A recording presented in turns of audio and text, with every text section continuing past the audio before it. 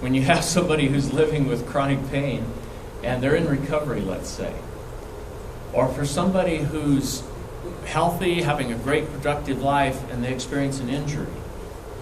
And what do you do? And that's why I've been working with this population for almost 30 years now, working with people with chronic pain and coexisting disorders, including addiction.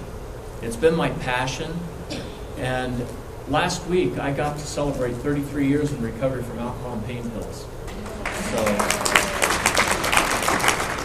And what led me on my journey was about a year into the process, I had a problem. So basically in 1980 is my first exposure to recovery. I would have had 34 years, except the first year I tried to do it Steve's way. Found out that didn't work.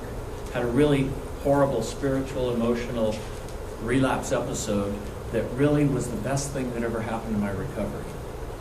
And then about a year later, after working a good recovery program, working steps with a sponsor, being in service and all that, I got injured.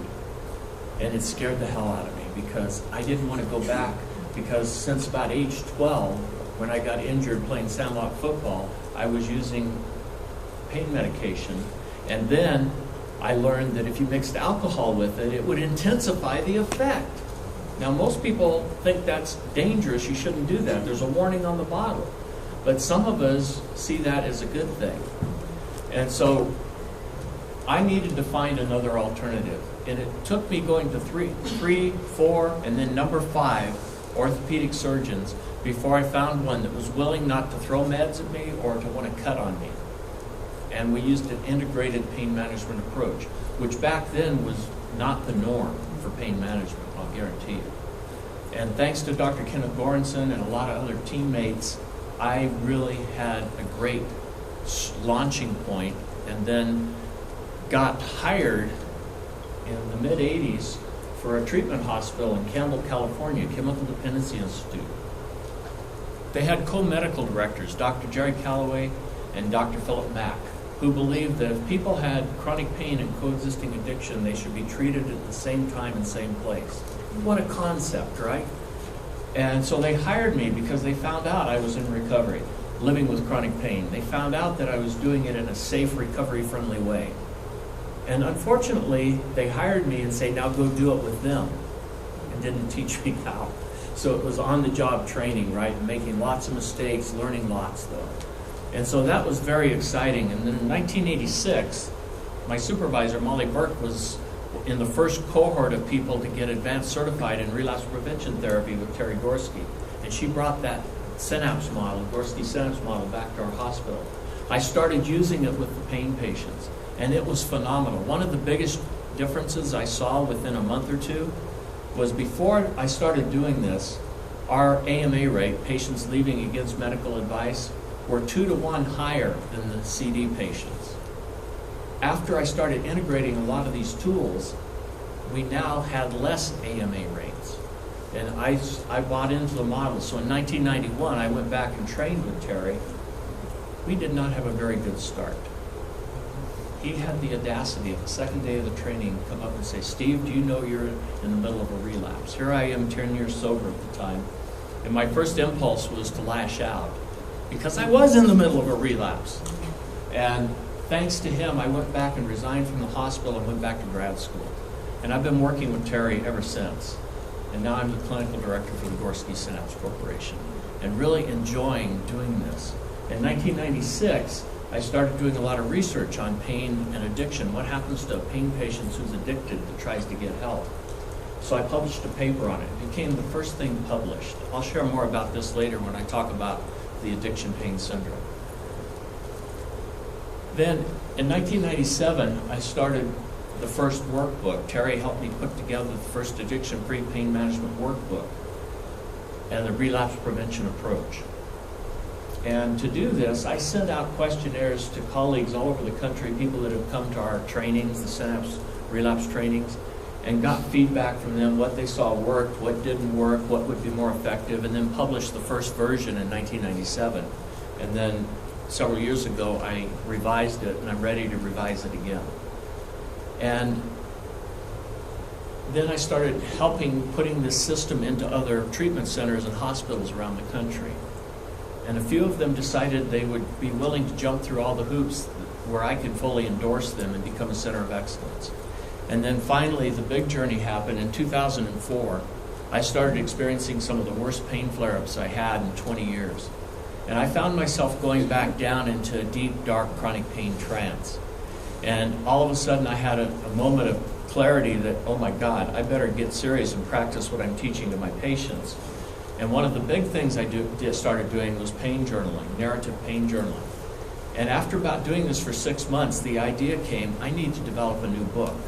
And that was the starting of Freedom from Suffering. But my working title was Pain is My Friend, and No, I'm Not a Masochist. And that turned into Freedom from Suffering, A Journey of Hope. And then I started working with people. I started offering people come in for a day-long intensive working with me. We call it Freedom from Suffering Live. They came in and started doing some day-long work with me to start developing an effective plan to get out of suffering.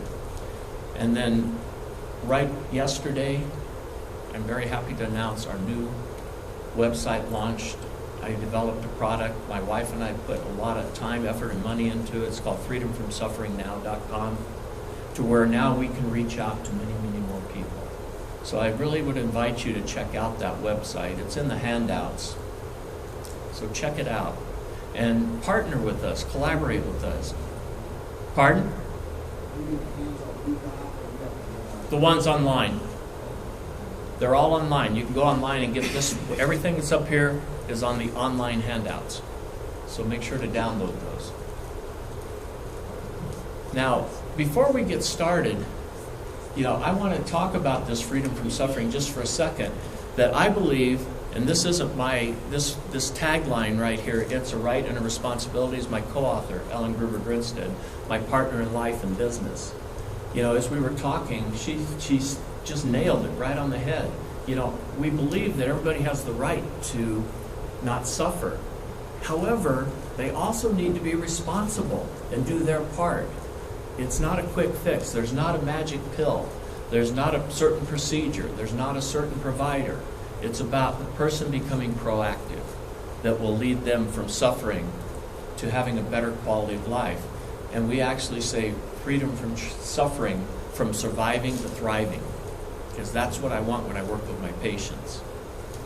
And as we go through today, I always ask my audiences, as I go through one of these pain and addiction presentations, to keep 3 questions in mind. Number 1, are we really managing pain but fueling addiction? Now, do you know that most doctors in med school get absolutely 0 training in chronic pain management? They get a little bit in addiction. And unfortunately, a lot of times people go into well-meaning and sometimes a little codependent prescribers, and they get put on the wrong thing. Even if they tell the doctor, hey, I'm in recovery. Well, that can be a real loaded issue, because on one end of the spectrum, you tell some of these people you're in recovery, and they'll say, well, you're never going to get nothing from me. And on the other end of the spectrum, there's the well-meaning but naive prescriber that says, wow, that must take a lot of courage. Thanks for sharing. But if you just take it exactly like I tell you, you will never have a problem. Everything will be fine. Now, everything may not be fine, because other precautions need to be taken. The other one, though, is for some of my addiction colleagues. Are we treating the addiction but sabotaging the pain management? I'd like to put a personal face on this one. Her name's Sharon. And Sharon I worked with several years ago. When I met Sharon, she was 43 years old. And when she turned about 40, she started experiencing some serious problems with migraine, maybe once a month. And it was premenopause related, hormone related migraine. And so she went to her primary care physician, and he started her with Vicodin, which is not unusual for her migraine. And, yes, it did help at first. But, after a few months, she's now started having 4 or 5 migraines a month. And they were more intense, and the Vicodin wasn't touching them anymore. So he jumped her up to Percocet. And then time goes by, and now she was having 1 or 2 migraines a week. And so OxyContin with Vicodin for breakthrough was the answer to that. And then after a year of prescribing like this, he brings her into the office and says, Sharon, I can't help you anymore. You went and got yourself addicted. And I'm not going to give you meds anymore. You need to go into treatment. Sent her to a treatment program that said they worked with pain and addiction, like many do. Unfortunately, a lot of them really don't. And in her case, they sent her to a program in California. I'm not going to say which one. And the very first thing that you have to realize about her is she comes from a very religious family upbringing. And she had never used alcohol or other drugs, including nicotine and caffeine, her whole life. In her family system, addiction was seen as a sin and a moral issue. Now here she is, having to stand up in front of 65, 70 other patients there in the program and introduce herself as a drug addict.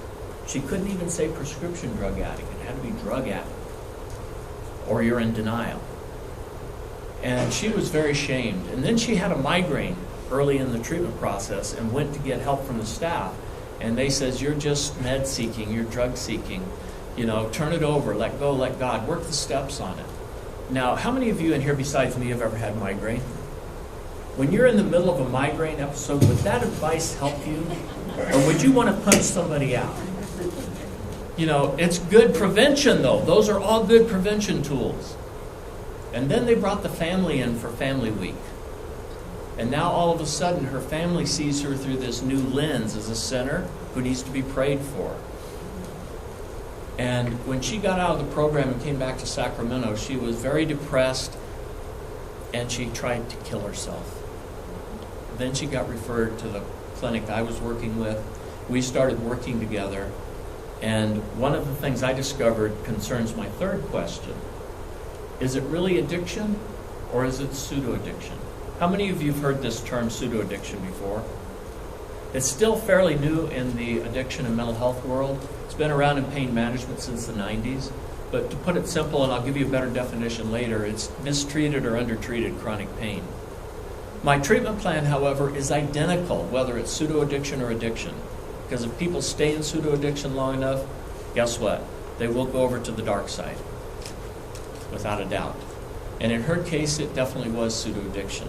So educating her and her family about this and giving her some FDA-approved migraine protocols, along with dealing with the psychological, emotional components of the pain, turned her life around. And she emailed me last week, and she's still doing fabulous.